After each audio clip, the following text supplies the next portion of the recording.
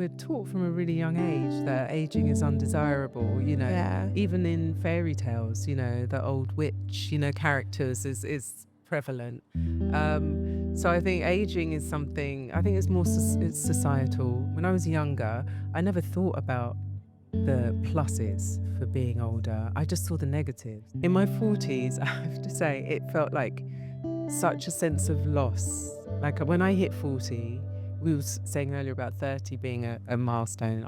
40 was the big one for me. Yeah. So I was menopausal, perimenopausal, kids were growing up, and I just had this real sense of loss. I wouldn't say I'm pro-aging, by the way. Oh, So okay, aging, a lot yeah. that's a thing, a term that's used a lot. Yeah. I've never said I'm pro-aging. Yeah. I'm positive aging. You rarely see a No. love scene between two middle-aged people. Mhm. The love interest is very often, can be a middle-aged man with a younger woman, and we just accept that. Yeah. But really, the reality is very different, and I think we need to be seen to be vivacious, Yeah. sexy, desirable, all those things, because you hit 40, you don't stop feeling like that. No. But society tells you you shouldn't. Like, you're actually that girl.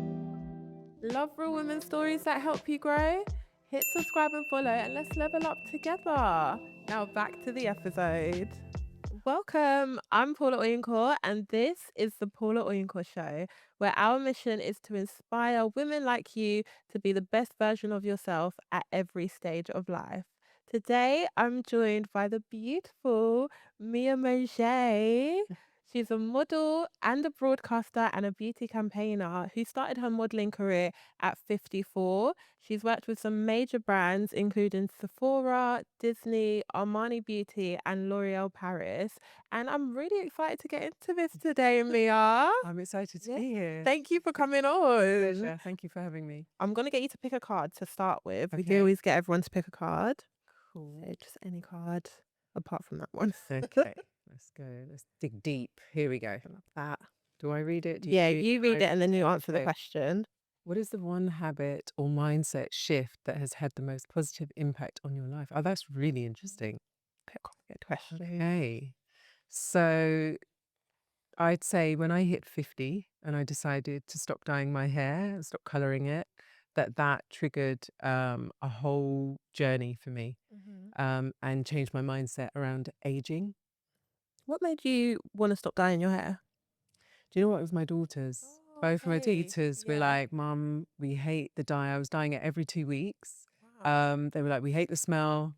And I was literally planning my social life around whether or not my roots were showing. Yeah. Oh. So I decided to go for it. I had an operation in 2016, and I was like, I just need to just see what it looks like, see how we go during those 6 weeks of recovery. And I just kept going with it. But it wasn't easy, I have to say. It was, yeah. But there was this unraveling of kind of questioning my own inner ageist and societal ageism around beauty standards for women over 40. Oh, that is so interesting though. Like, how did you overcome the mindset barriers that you had?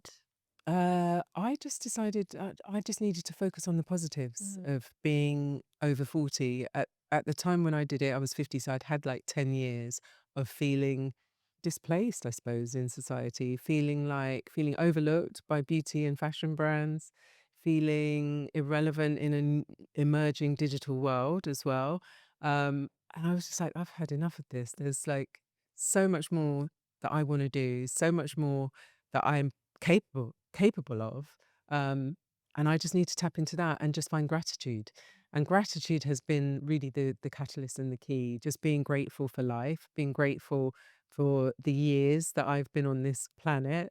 I had two of my best friends pass away in their 40s, and really that should have been the catalyst for me to be grateful. But I was so caught up in where I was in my career and whether I'd done enough and all of that stuff to really step back and be like, actually, I'm here and I've survived quite a lot. I've not had an easy life, but I'm here and I should be grateful for being here and be making the most of my life.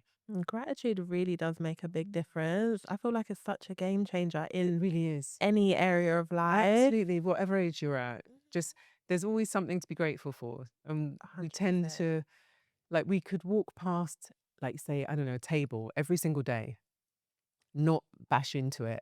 But the one time when we bash into it, we really focus on that negative, like the It's negative true. experience rather than the positive of every single time we've gone past it.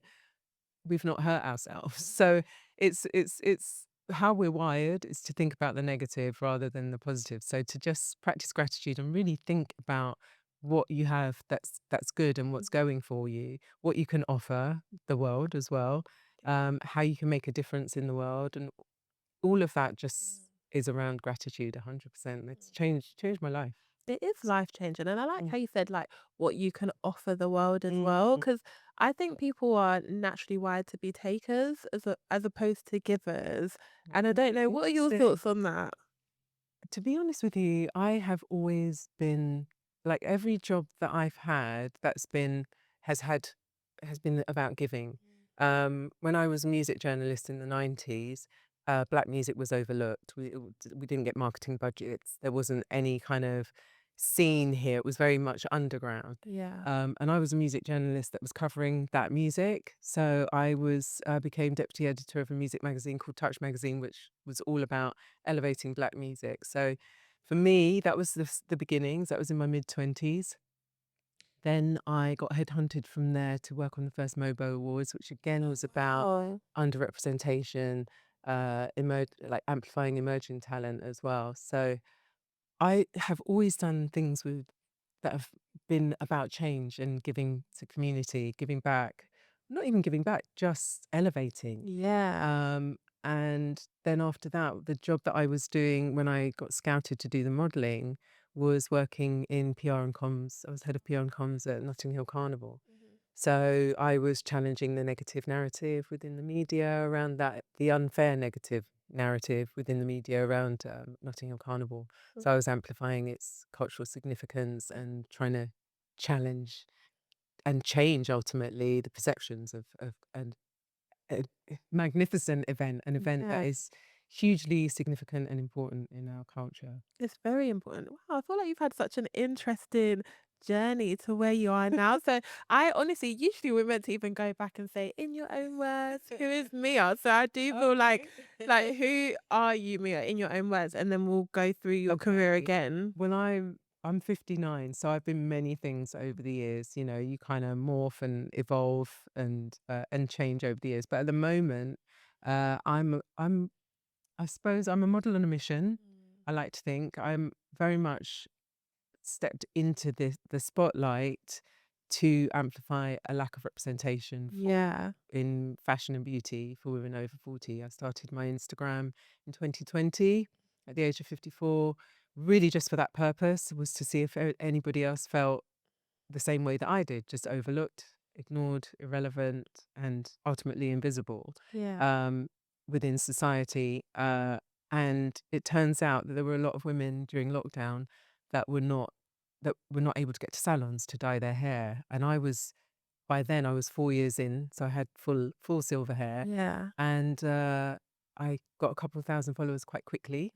And I got scouted within 4 weeks. I know. Wow. And so I never imagined I'd be a model, but I wouldn't have done it when I was younger. The reason why I said yes this time was because it had purpose, and it means I like to think that a win for me is like a win for any woman over 40. You know, like to have that representation will make such a difference for not just women over 40, but also for the next generation. Wow. So when you started your Instagram, Yeah, it was more just to build that community of exactly that. women. I thought I could tap into uh, women. If I could create a community, I thought within 4 or 5 years, Yeah. maybe we might have events, or Okay. I might be able to create a platform that catered for us because there wasn't anything. Yeah. We were just expected to go into shops and online and spend our money without seeing ourselves anywhere. Um, that's slowly changing now, thankfully, since I've been doing this in the last 4 years. There is now a demand, but in 2020 it really was. And if you did see any kind of representation, it was skinny, slim, white, long silver hair, and that was it. So I wanted to see diversity. I could see that there was, simmering desire to have some kind of representation, but I didn't see any diversity at that point. So, Mhm. yeah. So how did the modeling opportunity come about? Because you said it was within 4 weeks you were scouted. Via Instagram. Mhm. Yeah, 4 agencies got in touch. I think it was just the perfect storm. It was lockdown. I think model agencies were looking online in a way that they hadn't been before. Yeah. I think what I was saying resonated because most of the women that were growing their hair out and documenting it on social media had were similar age to me. So what I was saying was resonating. Um, and yeah, so it was about connection and then the modeling. Yeah, the modeling came and then content creation after that by default. I do panel talks as Oh, well. nice. And I'm writing as well. I've done a Oh, book okay. proposal. So Yeah. yeah, so I've gone back to my roots of writing. Can you share a bit more about the book or you can It's just really my own experience with aging in a youth-focused society. what is that experience like? That experience has been, as I was saying earlier, in my 40s, I really struggled with finding who I was. My kids were Yeah. growing up. In my 40s, I have to say, it felt like such a sense of loss. Like when I hit 40, we were saying earlier about 30 being a milestone. 40 was the big one for me. Yeah. So I was menopausal, perimenopausal, kids were growing up, and I just had this real sense of loss. Um, and I've forgotten what the question was. No, I was just saying, what is your experience like? Yes. As So yeah, aging, yes. yeah, So my experience with aging has been that my 40s were spent really struggling, yeah, buying into, the anti-aging narrative, uh, really focused more on the external and how society would perceive me as an older woman. So I was dyeing my hair yeah, really not because I preferred the color of the dye. That's one thing. If you do that, it was really, I loved the silver underneath, but it was like it stood for being old. yeah. I didn't want the world to consider me over the hill, Mhm. past my sell by date, irrelevant. Mm. And that's what I feared most. Mhm. That's so interesting. So you actually liked the silver I hair? did, yeah. Wow. So I think that, as I said, if you prefer the dye, Yeah. that's so different. If you're Mhm. having fun with dye or whatever. But I was literally, I would dye it. I would have like 5 good days where you couldn't see the roots. Yeah. Then I would wear a headband or a bandana or a cap Mhm. to cover the roots because I didn't want anyone to see it in my workplace. So I Wow. know. Gee. I I feel know. like it's that whole Can you imagine living like that? It's just honestly insane that I lived like that. I it is. dyed my hair for 20 years. Yeah. What advice would you give to somebody who's struggling with it now? With Like the whether or not to let go of the dye? I think it's a little bit easier now than it Yeah. was in 2016. Mhm. I think people thought I was just losing losing the plot because, as I Yeah. say, I was perimenopausal at the time as well, and Mm. there was this whole thing about midlife crisis. I Yeah. honestly think people thought, "Oh my god, what?" I used to get some side eyes, like Yeah. when I wasn't looking, I could tell people were checking the routes. Yeah.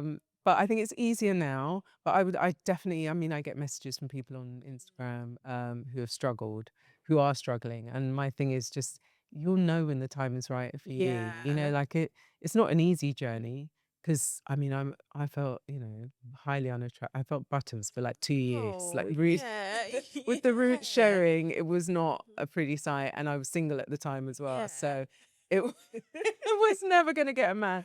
But I think with now, as I say, I think it's a bit easier. Mhm. I do think it's about timing. I think people know when it's their time and they'll push through that. And it does get better, I would say. Mhm. And when you come out the other end, it is the most liberating feeling. So there is the end goal. If you can focus on that, um, then you're halfway there. So, do you feel like you don't care what people think about you? I don't know. No, I Okay, don't. I yeah. mean, it's.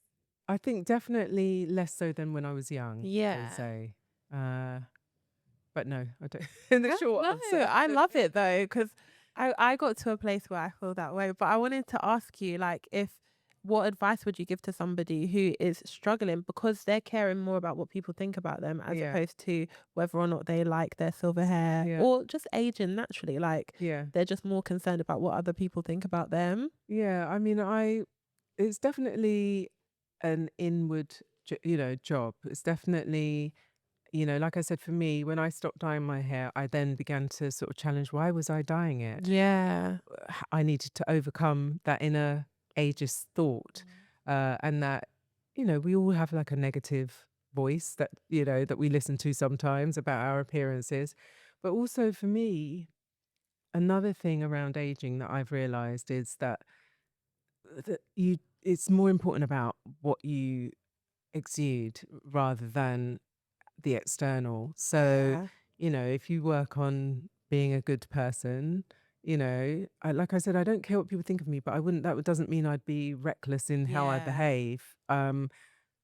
I know I'm a good person. So, I'm going to conduct myself in a way that I feel happy with, if that makes sense, that I Yeah. know is going to have impact, positive impact. Mhm. No, I agree with that. And I say that because I had a moment, for a long time, I would say, "Oh, I don't care what people think about Yeah. me," which is true. Obviously, from time to time, I do think, "Oh, like, what might people think about that?" Yeah. But I had a moment when I was 16 and I was about to move to sixth form in a Yeah. different school. Yeah. And that was almost like my, I guess, epiphany. Where I was like, "Do you know what? Just be yourself. Yeah. And if people like you, fantastic. If they don't, that's their problem. Yeah. Like, you don't Yeah. need Yeah. to worry about that." Yeah. So that's why I asked. So I get what you mean about like, it's not that you don't care and you're just gonna do whatever you want Yeah. wherever you want. It's just more that you're confident in being who you are. Exactly. And you Yeah. know what you bring.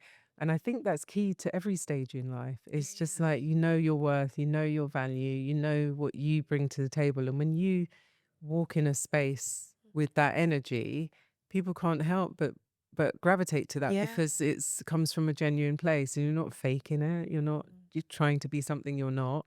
Mhm. Um, and people will see that. Yeah. Mm. But how did you get to that place? Because I think there's a lot of women who do struggle with like just being confident in who they are. Yeah.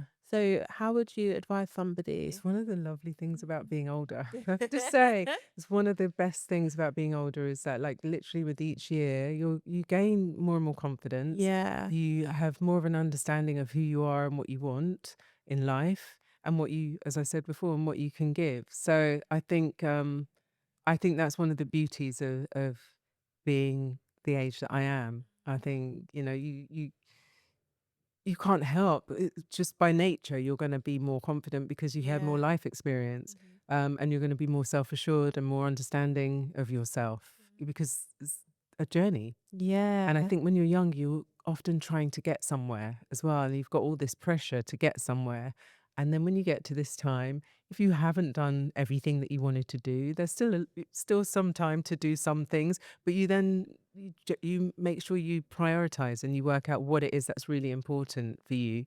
And Yeah, I'd say that that's a big factor and a big something that I didn't expect at this time in life. Like, I didn't Yeah. really think when I was younger, I never thought about the pluses for being older. I just saw the negatives. Yeah. Um, and I think so many people do. And that's why a lot of younger people struggle with aging.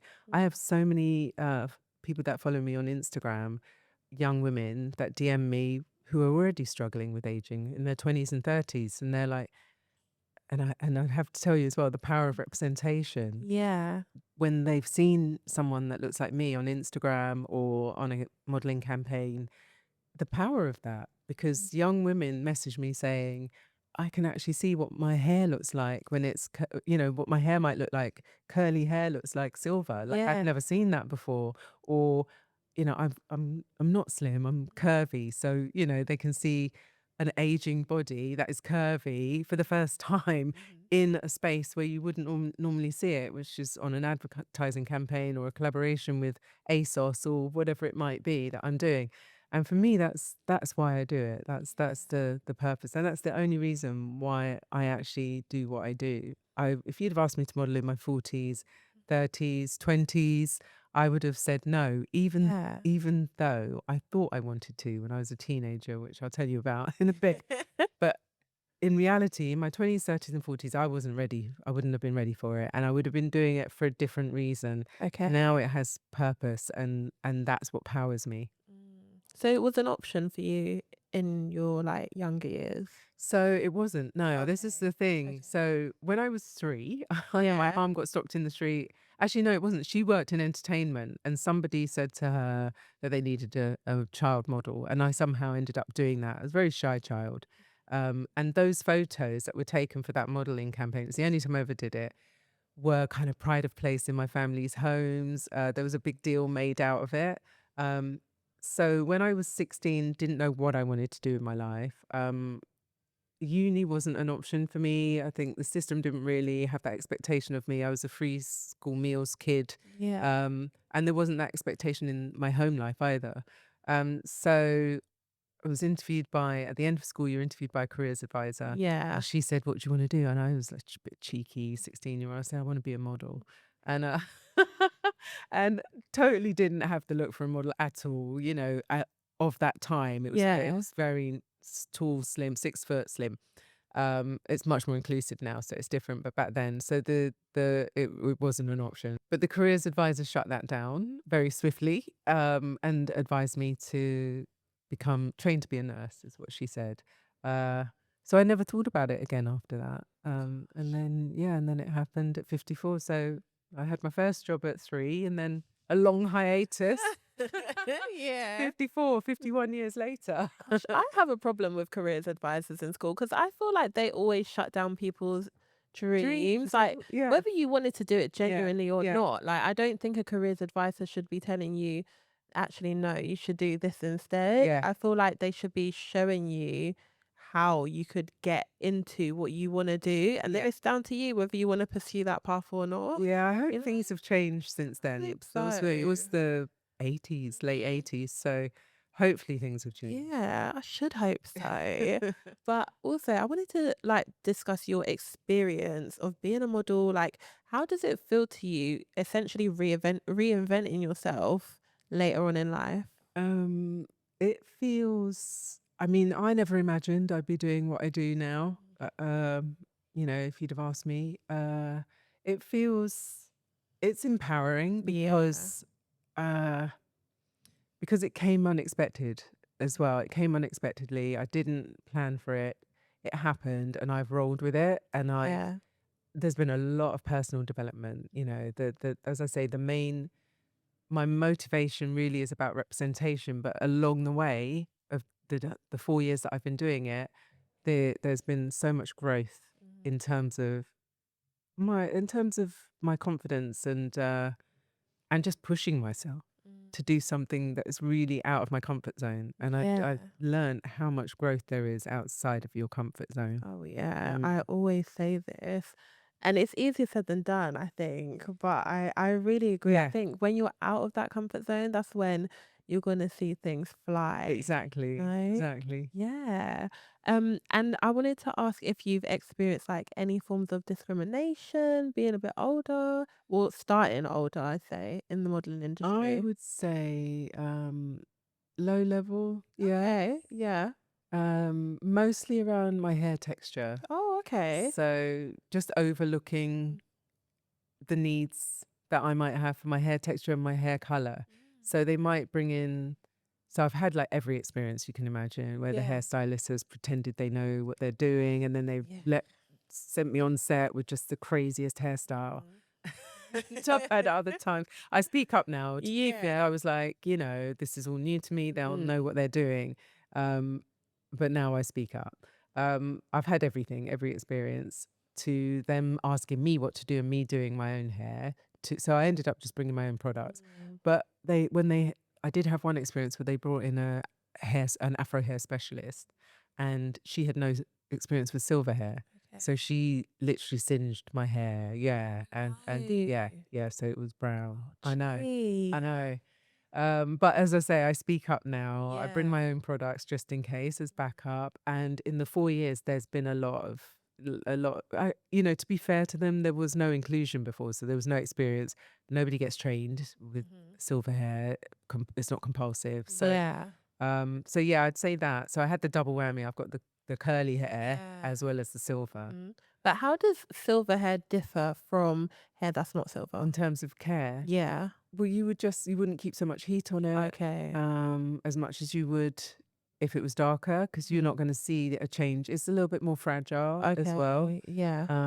But yeah, it's pretty much the same otherwise. Mm. It's just the heat and the fact that it's quite fragile. Mhm. But Yeah. how do you feel about that? Like having to essentially, I guess you do advocate for yourself, which is great, but there are other people and other models where they can literally just turn up on set and they know, okay, they're sorted. I know. The Yeah. because the reason I asked this because we also had Vanessa Vanderpool, she's an actress, and she Mhm. shared her experience of being like a dark skinned woman Yeah. in the entertainment industry. And it was similar in the sense that there'd been times where she would turn up and they'd say, "Oh yeah, we can do black women's makeup," but actually Yeah. they can't. Yeah, yeah, yeah. So what are your feelings towards that? Well, I feel like it's a new space. I Yeah. feel like it takes time, and I feel like unfortunately I'm Yeah. part of that process, Yeah. you know? It will in a few years' time, it may well not be a problem, but it just takes me speaking up Yeah. and I can see that it's changed, that there's been, improvements and progression in the last 4 years for sure. Mhm. Um,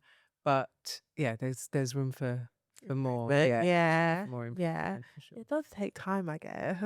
It does. I mean, also, most of the time I'm the only woman of my age Yeah. in the room as well. So I look forward to a day where there'll be more than one of me, even more than one person that is over 40 in the room. That I Mhm. mean, without it being an issue, Yeah. without it being like a novelty. Yeah. It's just here's a person that Mhm. is wearing clothes. Yeah. No, of course. Who's Yeah. You're just part of the self-care. campaign. Yeah, Yeah. exactly. So yeah, I look forward to the time when I'm not the only person over 40 in the room. Yeah. No, definitely. Because I think with diversity and inclusion, it's not just about being a token or just having the Yeah. one, like Yeah. to flesh it out. It's about, I think it's about authenticity. I don't know your thoughts on that, but I feel like it can't just be diverse for the sake of being diverse. It Yeah. should be, this is just the natural direction of this campaign. I say that as an outsider looking in because Yes. obviously I'm Yeah. not in the entertainment Yeah. industry, Yeah. but No, I agree. It definitely needs to be more meaningful. yeah, We definitely need to see more of it at point of sale, like in store. yeah. I'm very mindful as well. I'm really selective about which brands I work with. Um, my agent will tell you that. I turn down a lot, and Yeah. I don't want to be in spaces that are typical. So I Yeah. want to be in unpredictable spaces. So I don't want to be doing, orthopedic shoes, for example, or tenors or, or I get glasses, you. or do you know what I mean? It's like, Yeah. I don't want to be doing those stereotypical campaigns I want to be doing things that where you don't expect to see somebody that looks like me. Mhm. And as I say, I've turned down quite a lot of work Mhm. because of that. And that's absolutely fine. That market is there, and it's absolutely fine for models to be in that space. I'm not being critical of anybody that does that Yeah. work. So for me, it's okay for other people be in that space, but for me, I'm really in this for the sole purpose of representation. Mm. Yeah, it's important for younger people to see their future selves in beauty and fashion. And it's equally important for my generation to see themselves mirrored. Yeah, no, Mm. definitely. And you're all about pro aging. And I don't this I feel like is a bit not necessarily off topic, but I wanted to get your opinion on like people in their 20s doing anti-aging stuff like Botox and things like that. Obviously everyone can choose to do their own thing, but I Yeah. wanted to get your thoughts on it.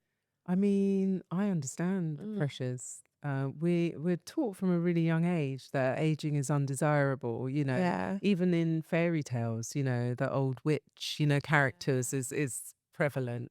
Um, so I think aging is something. I think it's more it's societal, and it is about. I think it's about us just creating a space. And in fact, the first thing that I wrote on my bio when I went public with my Instagram in 2020 was let's create a silver space for the next generation, because I really felt like that was lacking for me. I Yeah. would have loved to have seen somebody just doing their thing, living a full life, you know, expressing themselves in a way that would resonate with younger people as well as their own generation. But to go back to what you were saying, I just feel like it's a societal thing. I don't, it's a result of society. The cause is Yeah. societal pressure. Mm. Uh, and that's what fed me to dye my hair for 20 Yeah. years. That's what made me dye my hair for 20 years, was this pressure to look this celebration of youth. Yeah. That's what it is, Mm. more than anything else. So, uh, as much as I feel like young, it's for me, for young people, it just seems crazy to be doing Yeah. that when you're in your 20s, for Mhm. sure. Um, but I wouldn't say I'm pro aging, by the way. You Oh, said okay, pro-aging. okay, A lot, yeah. that's a thing, a term that's used a lot. Yeah. I've never said I'm pro aging. Okay, yeah. I'm positive aging, Yeah, which is, yeah. for me, it's different. I think there are pros and cons to every age that you're at. Um, and kind of implies that you are sorry. Pro kind of implies that you're like, that you're pro it. It's like it's a Yeah, you're an different thing. advocate for Yeah, it, yeah. yeah. And for me, I'm more about just positive mindset, whatever age you're at. But Yeah. I would call myself a positive aging advocate rather than a pro ager. I feel like that's fair enough. Yeah. I hear what you're saying. I think it's more about just being comfortable at whatever stage of life you're And at. seeing the positives, like seeing the Yeah. positives. So, someone that's like worried about aging, worried about whether they've reached a certain stage before a certain age, I feel like that as long as you prepare wisely for your future, you should be so present and enjoying the present as well, and the pros and positives of that time in your life. Um, and that applies to any age, any decade of life. Mhm. If you could give advice or speak to Mia at 20 and 30, what would you say to her? I would say I would say that that it might not feel like you're on the right path, but you are. I would probably say something along those lines, because I think we all have self-doubt when we're young, and we Yeah. all strive to be doing something and getting, and the goal and all of that. Um, but I would just say, yeah, just you may not realize it, but you're on the right path. Say that. Where do you see yourself? Like, where do you want to be with what you're doing? I'd like to be across other platforms. So social media, I really enjoy it, but I've been doing it for 4 years now. So Yeah. and it will always obviously be an element of what I do, but I would like to extend on that. So I'd love to be doing more writing. Oh, nice. Yeah, so hopefully I'll get a book deal Yeah. eventually. Yeah. They don't want me just yet, because I've already seen some of the big publishers, and Yeah. they're like, then I don't know, they're not ready for me yet. So I might self-publish. I haven't decided. Why Yeah. So yeah, I'd like to be doing more writing, I think. I absolutely love writing. I've rediscovered that later in life as well. not? Because you were initially doing journalism, weren't you? Yes, it Yeah. was, and it was the one subject at school I was always good at. Oh, was nice. English, yeah. Okay. Yeah.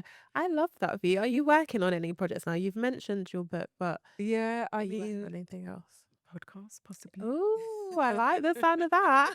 I'll be sitting where you are. So possibly that. I mean, I'd love that.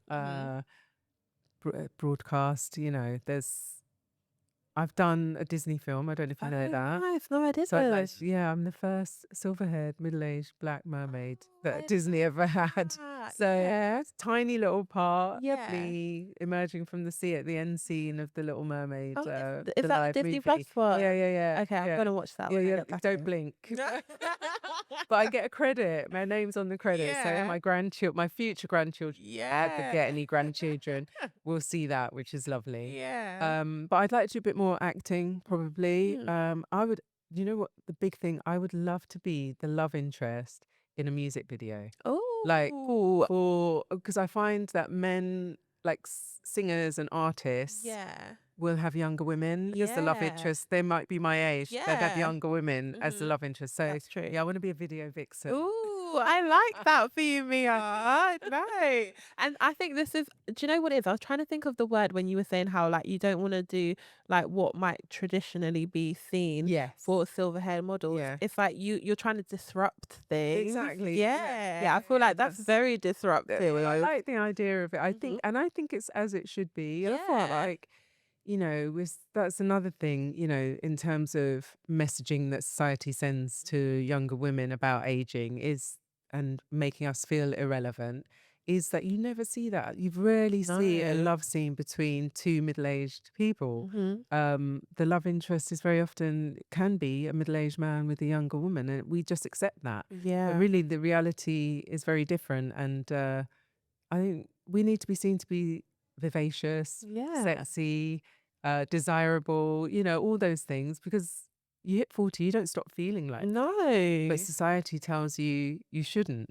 And Mm-hmm. it makes younger people feel like they're losing something as they get Yeah. older, when really you're gaining with the years. You really are.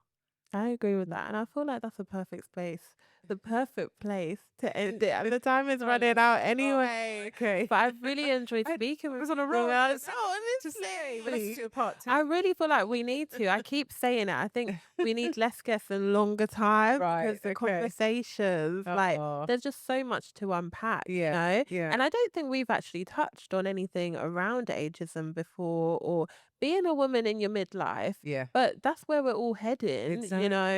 It's either that or you die young. Yeah. Which would And you no rather? one really wants to die young, Exactly, you know? exactly. So, no, I love it, Mia. Thank you so much. So welcome. And how can people connect with you? So did you want me to look at a Yeah. camera? Oh, that, okay. So I'm mostly on Instagram. I do TikTok as well, but Instagram, my name is Mia Maugé. It's spelled, so it's at MIAMAUGE.